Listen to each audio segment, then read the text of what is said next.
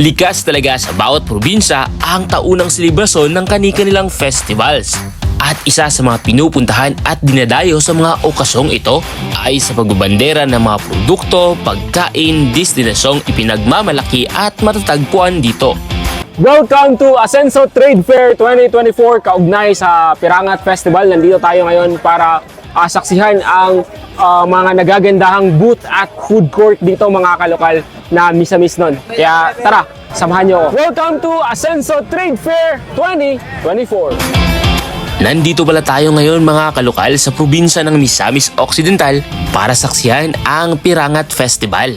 Sa booth ng Oroquieta City na makikita ang kani-kanilang mga produkto. Meron sila ditong suka, virgin coconut oil, mga gawa talaga coconut, no? Ito lahat, mga bags na locals, support locals.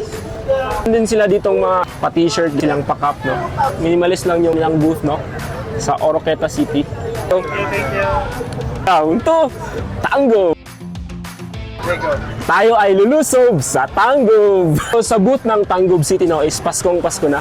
Inspired yung yung booth niyo. Sir, yung booth namin gawa sa mais at saka sa munggo. Bakit Kasi sa mais at munggo? mostly kasi yung kabuhayan sa namin is Yung locals? Yes, sir. Oh, Oo. Tapos ito, gawa to sa mga women's federated sa amin. Yung sa mga bundok. Oo.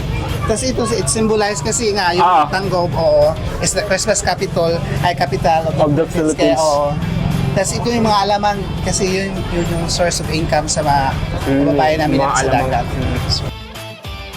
Ang trade fair pala na ito mga kalokal ay matatagpuan sa harap ng kanilang provincial capital o provincial capital ground. Bawat booth pala na inyong matatagpuan dito mga kalokal ay ang mga munisipalidad at syudad na matatagpuan sa probinsya ng Misamis So Occidental. yung bumili ng salakot, punta lang kayo dito sa booth ng Tangob City po. So ngayon pupunta naman tayo sa Municipality of Don Victoriano. No? Inspired yung booth nyo? By Subanin, sir. Sa Don Vic. Yes, sir. Almost mga Subanin po. So ano yung mga naka-display dito? Yung products nyo? Ito, sir, is palapa. Wala pa. Ito yung main products niya sa Don Vic. Yes, Tapos yes, sa sir. ano gawa ito, sir? Strawberry, sir. Yung main, Strawberries. ano namin. Yung mga strawberries. Pickles. And sayut. Don Vic daw, matatagpuan itong Mansawan Falls, Lake Duminagat, Kiduan Falls at Subanon. So, merong booth yung Department of Education dito, guys. Go! 3 po. Korea Treasury. Ano yung mga tinuturuan mo, ma'am? Senior high school po, Senior high TVL. school. Dito po sa booth po namin, meron po kaming vermicast. Ano tong vermicast? Vermicast? Manure of Worm. Ito. Fertilizer dito. fermented po yan. Fermented na ano to, ma'am? Plant juice po.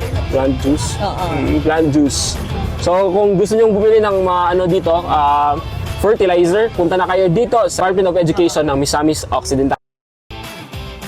Anong booth po ito, ma'am? Naridel o Larid. Ano to, ma'am? Dais sa Gipitay na and Larangan Naridel. Ano saan siya, ma'am? State. Meron din silang mga bags dito, no? Mga locals, sport locals.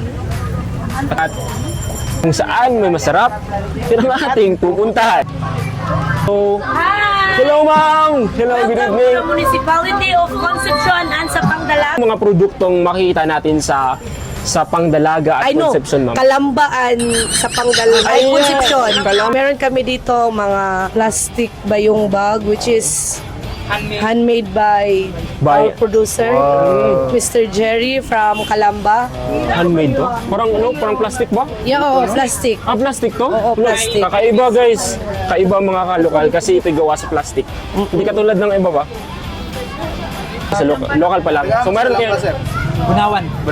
So meron kayong display doon dito or meron kayong shop sa Calamba? Hindi, online ko lang. Online. Ano yung tawag sa online mo, sir? Sa Jerry's Han Woven Bayong.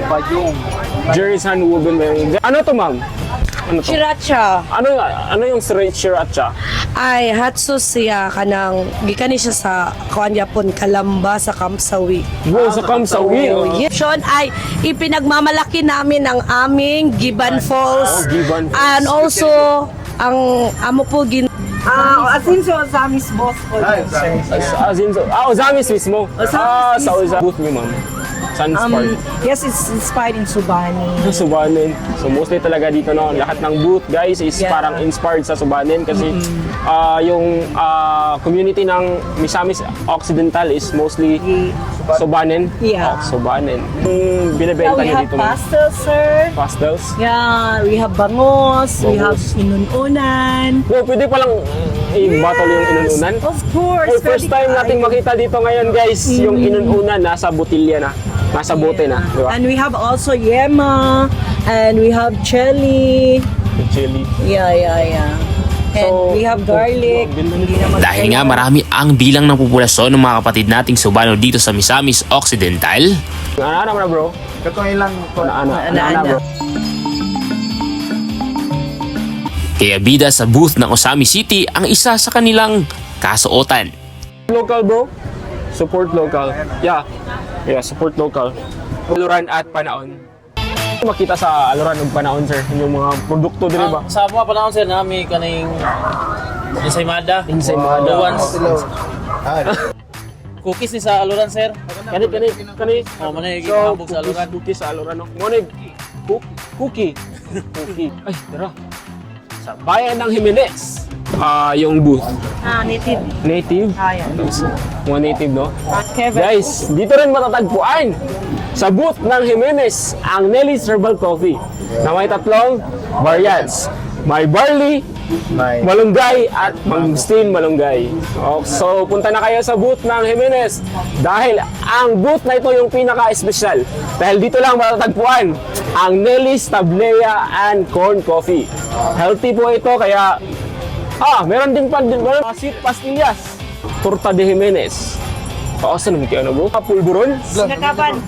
Sa Sinakaban to? Kasi sa boat, dalawa. Booth. Ito ang booth ng Sinakaban at Jimenez. Booth ito ma'am. Kadela o Clarin, baligya mi sa mga products kay ang products na mo diri is kami may nakakuha nga women's. So guys, meron na naman tayong free taste dito sa booth ng, anong booth nga ito? Kadela o Clarin. Pugdela and Clarin. Ano mo? Maadtuan na to ang katong highland na mo sa Tonggo. Sa Subanin Village. Dulagun. Dulagun. Kaadaha. Jessica Adhar. Shout out kay Ma'am Jessica Adhar no dito sa booth ng Todela. Ng Baliangaw at munisipalidad ng Sapang Dalaga Misamis Occidental. Ako si Kenneth Atenio from LGU Baliangaw. Ano yung mga spots na matatagpuan? Magandang spots na matatagpuan sa Baliangaw?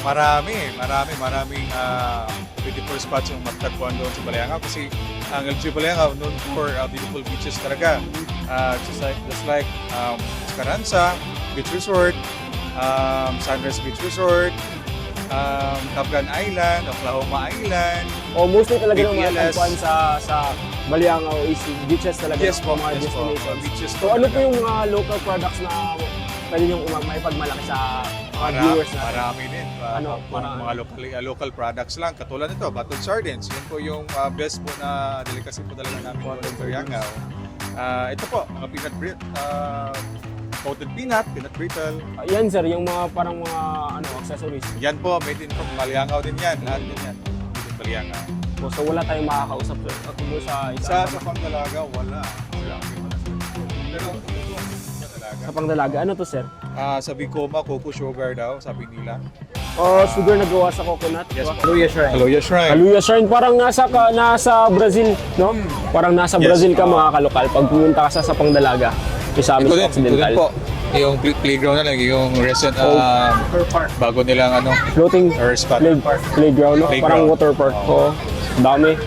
So, Floating cottage din po. Yun. floating cottage. At waterfalls, meron silang waterfalls. Waterfalls din. Waterfalls mga kalokal.